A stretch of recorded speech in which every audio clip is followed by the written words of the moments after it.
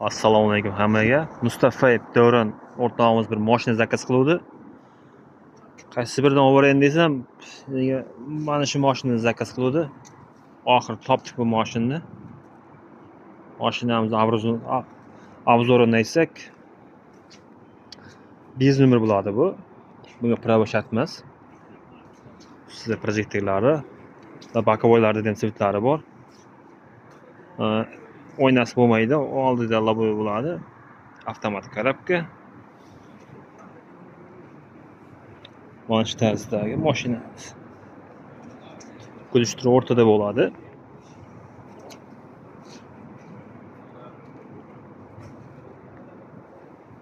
Juda mexki mashina.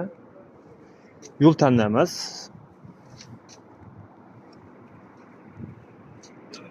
Ikki kishilik bo'ladi. Oldida telefon qo'yadigan joylari bor mana. Karnaylari bor. Bu yerda ham karnaylari bor, 4 ta.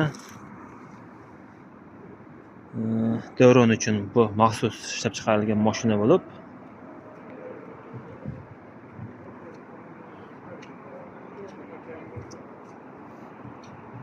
ana shu mashinamiz. Mustafayev Davron uchun kelgan. Keyin buning yana bitta farasi bor. Bu yoqmasa agar yana bitta mashinamiz bor.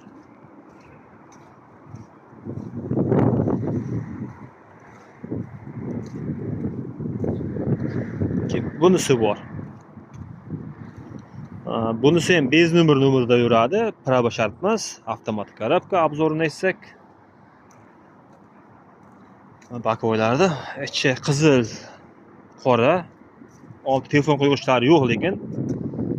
Bu ham avtomat korobka, bunda loboy bo'lmaydi bunda. Kaskada haydaladi bu. Bunda pardachalari bor. Loboy ham kichkina bo'ladi mana.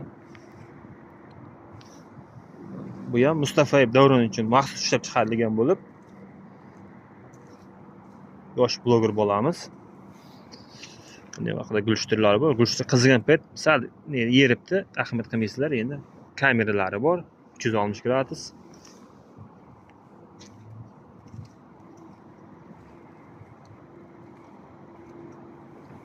Mana shu mashinamiz bor. Bu mashina qo'shnisi Juma aka uchun ekan. Uzr.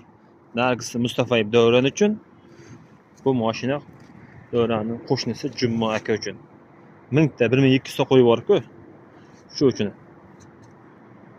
Mordani qarab, mordani aşağı dushi. Endi bular legenda mashinalar.